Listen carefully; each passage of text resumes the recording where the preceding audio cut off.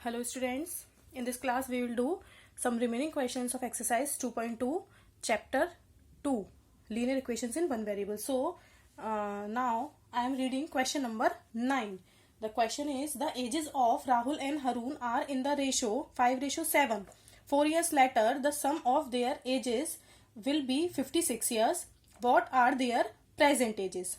तो देखिए यहाँ पर आपको जो दो बॉयज हैं राहुल एंड हरून, उनकी एजेस का रेशो गिवन है 5:7. तो जैसा कि मैंने पहले भी आपको बताया था कि अब अगर हमें present age of Rahul and Haroon लेनी है तो हम रेशो से जब सेपरेट करेंगे तो हमें एक वेरिएबल लेना होगा उनके साथ. तो देखिए let present age of Rahul को हो गया 5x ईयर्स और प्रेजेंट एज ऑफ हरून आपकी हो गई 7x ईयर्स. ठीक है.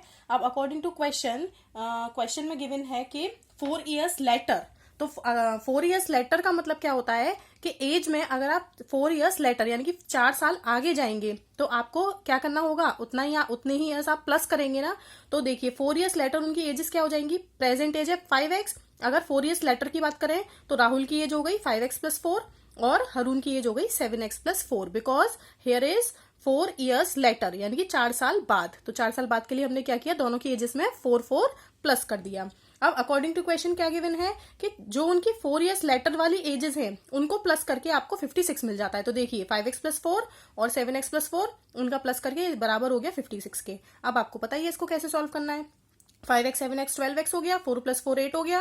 नेक्स्ट स्टेप में 8 माइनस में चला गया तो यहाँ पर सॉल्व करके x की वैल्यू 4 आ गई. हमें क्या बताना है, उनकी प्रेजेंट एजेस. तो प्रेजेंट एजेस के लिए आपको x की वैल्यू को इन दोनों में पुट करना होगा. तो प्रेजेंट एज ऑफ राहुल कितनी हो गई 5 4 20 और प्रेजेंट एज ऑफ हरून कितनी हो गई 7 4 28.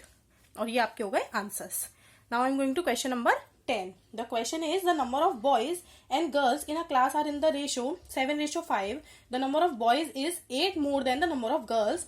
What is the total class strength? तो इसके लिए आपको क्या करना पड़ेगा, हमने क्या किया कि हमने नंबर ऑफ गर्ल्स को x मान लिया.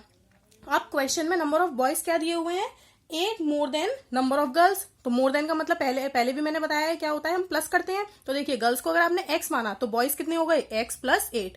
अब देखिए बॉयज और गर्ल्स का रेशो कितना दिया हुआ है 7/5. तो देखिए बॉयज हो गए x + 8 अपॉन में रखेंगे x, ये बॉयज और ये गर्ल्स और इनका रेशो क्या दिया हुआ है 7:5. पहले बॉयज दिया हुआ है इसलिए हमने बॉयज को न्यूमरेटर में रखा और गर्ल्स को डिनोमिनेटर में. ओके.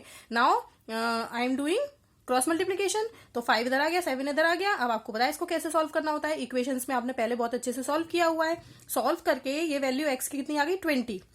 अब हमसे पूछी गई थी टोटल क्लास स्ट्रेंथ. तो टोटल क्लास स्ट्रेंथ के लिए आपको क्या करना होगा, बॉयज और गर्ल्स की इंडिविजुअली पहले वैल्यू निकालनी होगी. तो इस x की वैल्यू को, ये जो x था वो क्या है, नंबर ऑफ गर्ल्स थे. तो सीधा सीधा नंबर ऑफ गर्ल्स तो कितने हो गए 20. नंबर ऑफ बॉयज कितने थे x + 8. x की वैल्यू हमने यहाँ रख दी तो 20 + 8 कितना हो गया 28. तो टोटल क्लास स्ट्रेंथ कैसे निकलेगी, number of boys plus number of girls. तो देखिए इधर 20 + 28 कितनी आ गया 48 स्टूडेंट्स आ गया. Okay. Now I am going to question number 11. The question is, थोड़ा क्वेश्चन को केयरफुली ध्यान से पढ़ेंगे. Baichung's father is 26 years younger than Baichung's grandfather and 29 years older than Baichung. The sum of the ages of all the three is 135 years. What is the age of each one of them? यहाँ पर 3 persons हैं, एक बाईचुंग के father और एक बाईचुंग के grandfather.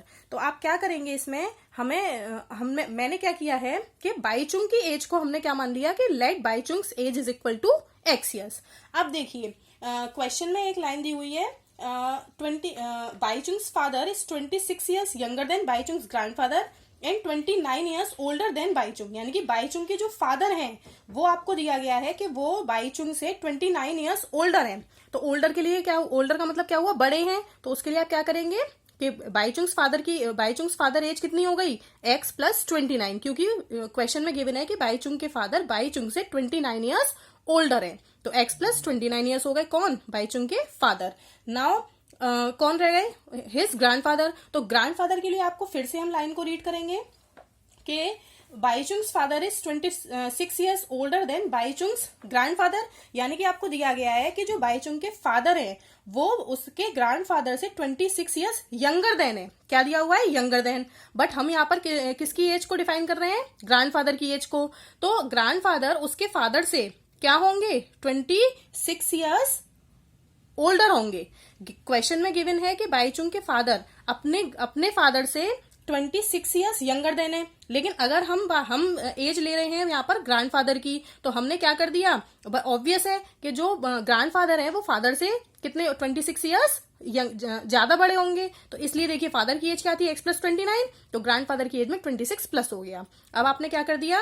29 और 26 को प्लस करके 55 आ गया। अब देखिए, अब अकॉर्डिंग टू क्वेश्चन क्या दिया हुआ था? तीनों की एजेस को जो तीनों की एजेस का प्लस था वो 135 के इक्वल था। तो यहाँ पर फिर से आपने इसको रख दिया स्टेटमेंट में। उसके बाद आपने क्या किया?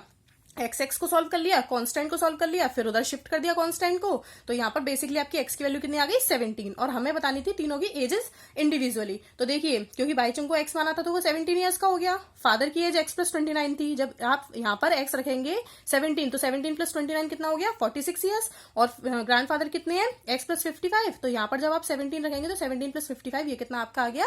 72 ईयर्स। तो ये तीनों की एजेस आपकी आ गई।